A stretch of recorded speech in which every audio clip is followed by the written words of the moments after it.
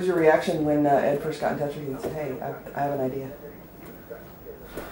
Well, I have the story I tell. I don't know if it's the truth, but it sounds fun. So I haven't heard from Ed in 20, 25 years. So all of a sudden I get an email out of the blue, and this may not be word for word, but it said, "Do you have a passport? Current passport?" That's it. So I wrote it back and said, "I do. And how the hell are you? What you been doing the last 25 years?" No, I may be exaggerating that, but makes a better story. Well, I got a better story than that. Uh-oh. Ed finding me because he found you first on MySpace. Yeah. And then I guess he made the South Texas Stomp webpage, and he sent me an ad request with the Rickets picture on it. Didn't know who the hell it was. And I was like, who is this guy has a picture of the Rickets? And what is he doing? And so I wrote back, who the hell are you? And then Ed was like, I'm Ed Robinson. Do you remember me? Of course I do. I just wanted to know who the hell had that picture, you know, and what was going on. And then from there, it kind of, the ideas started popping up. And I think it was around October. You weren't there, but it was me, Ed, Mike at Young's, and he was talking about Abbey Road and getting back together and doing a project. And it was quite exciting. I was thrilled to be a part of it. Yeah. What was your favorite moment today? Getting that take.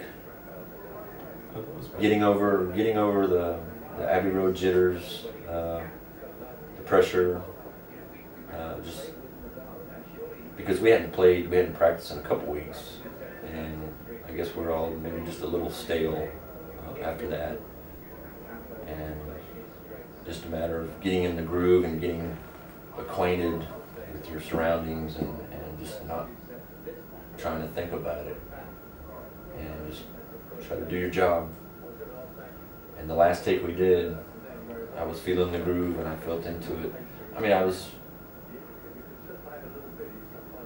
doing okay in the beginning, but the last one I really felt, you just know when you feel it, whether the other ones feel it or not. So I'm glad we got that done.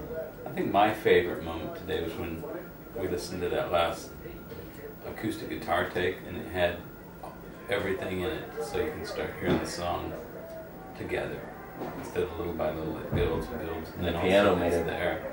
Made a great addition. So it sounds good. And you? What was your favorite moment? Yeah. It's extremely trivial, but when we first walked in and we're told we're not open to the general public, and we got to say, no, we have an appointment. that was a great experience. No, we're the ones in Studio 2. They say that to everyone. Exactly. No, you just say, we're not the rabble. No, you don't understand. We're paying your paycheck. That's right. We're That's going right.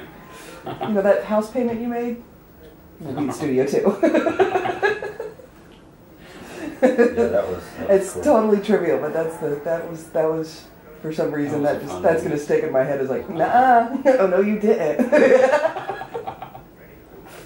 And also what I really like is when I was doing my research on YouTube about Abbey Road and finding the tourist videos, you know, oh, there's Abbey Road, you know, and thinking soon I'm going to be there and they'll be filming, you know, if I'm outside they'll be filming, you know, us, you know, and we might see those videos on YouTube. Yeah. So that's a real neat experience, being on the other side and even filming them, filming us, or something. Being the celeb. Mm-hmm.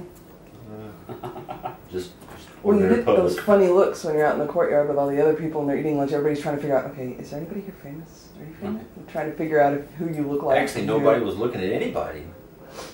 There were some few stares that I was getting out there I think a couple of times. Maybe you are. Maybe you I'm just don't famous and I don't know it. Or maybe I look like somebody.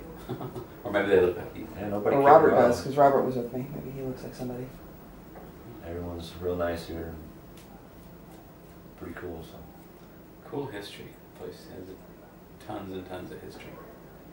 All the people who were walked through these doors.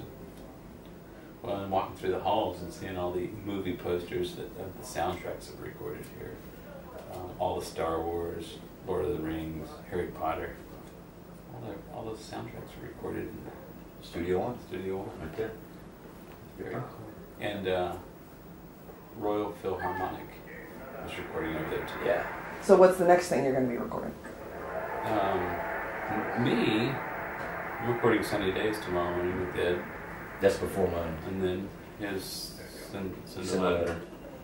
And I actually don't know what the production is going to be like. I think it's just going to be Ed on piano and Mike may play some guitar. But Send the letters. I actually wrote it not about anyone specific, but just a family at home. It takes place during the 60s, Vietnam War. And the family, this guy has a brother, and his brother went off to war, Vietnam. Turns out that he didn't make it over there, and they received a letter, and it wasn't a good letter.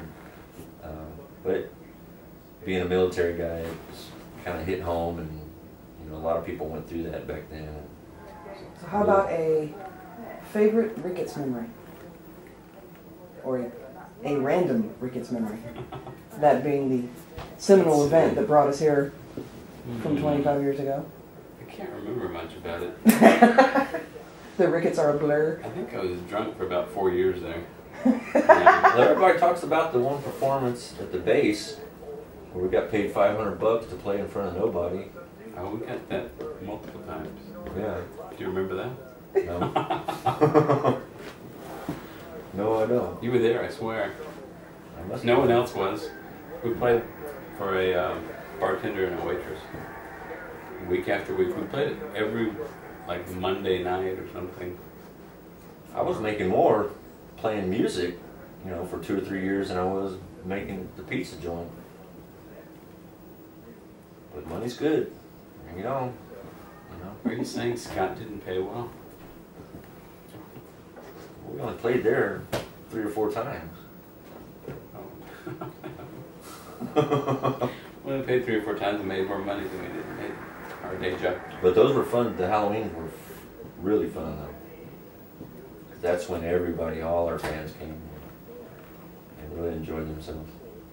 Those are good memories. Those Halloweens. And playing for Joe King Carrasco and the True Believers. Alejandro Escobedo, lead singer for True Believers. That was a great moment too. The most people that I've ever played in front of, 2,000, 3,000 people or something. That was a lot of fun.